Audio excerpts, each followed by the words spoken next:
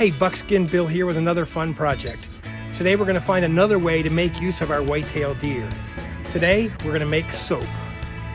Get your safety glasses out and let's get started.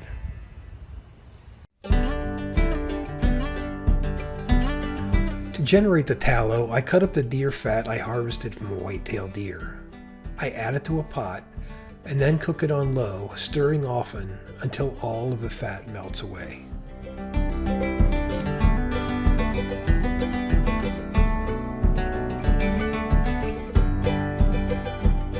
With all of the tallow rendered, I spoon out the crispy chunks and strain the remainder through a colander lined with cheesecloth to remove additional particulate. To make soap, you want the tallow as pure as possible to remove any odor from the tallow. After straining, I allow the tallow to cool into a cake and scrape the particulate off the bottom where it will settle while cooling. To further purify the tallow, you can add 2 cups of water to a pan and add the tallow cake and then put 2 tablespoons of salt on top of the tallow cake. Again, after the tallow is melted, you can allow it to cool to a cake and remove it from the water. Dry it off and then scrape any additional particulate from the bottom.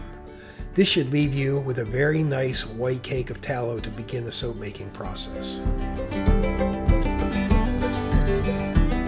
The soap I'm making today is the most basic of soaps. I'm only using 3 ingredients: deer tallow, sodium hydroxide, and water.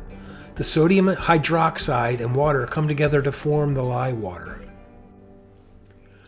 I recommend using a soap calculator like SoapCalc that is free online in order to get the proper recipe for your sodium hydroxide, water, and tallow. It is important that during the saponification process, there are more than enough oils to react with the lye so that the soap does not contain any unprocessed lye. SoapCalc will take care of that for you. It is important that you weigh out each ingredient precisely.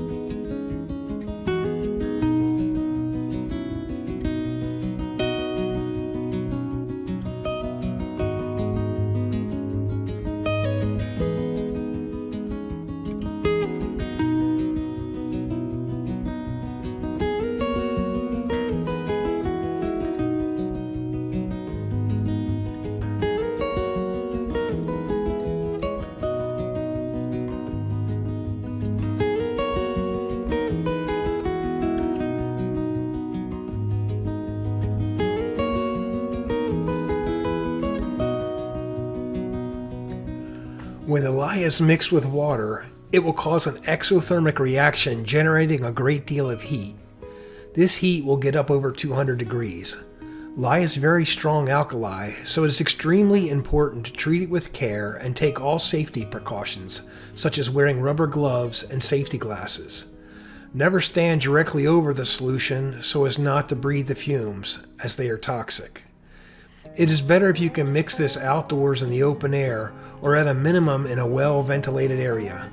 Lye can burn your skin and can cause blindness if it gets into your eyes. When mixing the lye water, be certain to add the lye to the water and not the water to the lye. If you add the water to the lye, it can cause a volcano effect and it will erupt all over the table and could possibly lead to burns. Also note, don't use aluminum containers as they will react with the lye.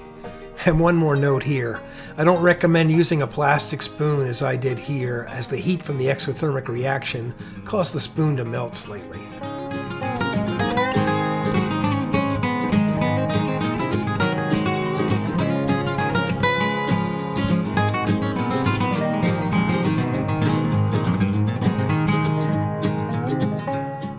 Before we mixed the lye water and the tallow together, we want both temperatures to be below 120 degrees and within 10 degrees of each other.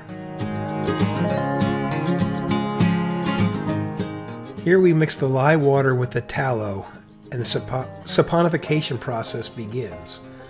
Slowly stirring it for a while before I start stick blending it. When the stick blend starts, you'll really see the soap start to change color.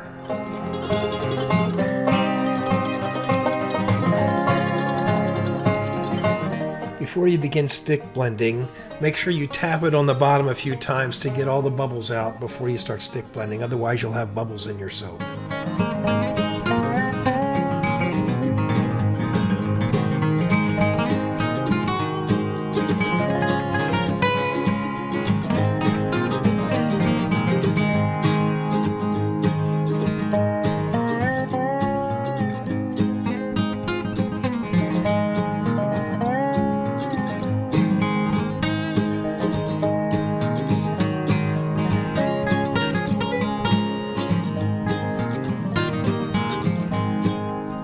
We want to continue to stick blend and mix until we reach a point known as light to medium trace. This is when you lift the blender and you can see lines on top of the soap from what is dripping off the blender, as if maybe you were tracing on it with a marker.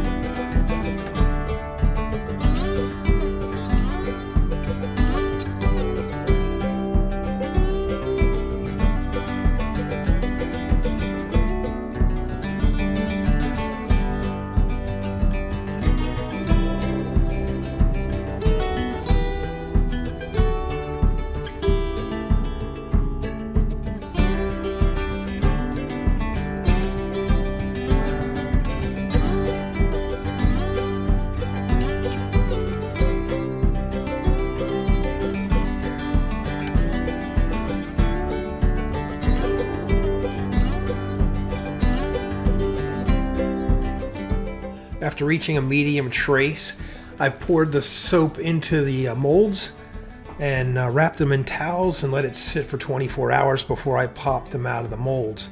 The soap now needs to cure for about 4 weeks for the process to complete, and a lot of the liquid will dehydrate and come out of this soap.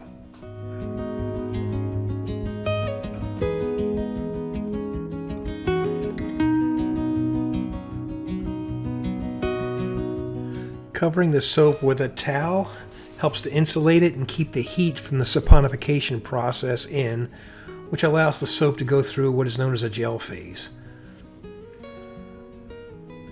After 4 weeks, your soap should be completely cured and you should be able to use it and enjoy it.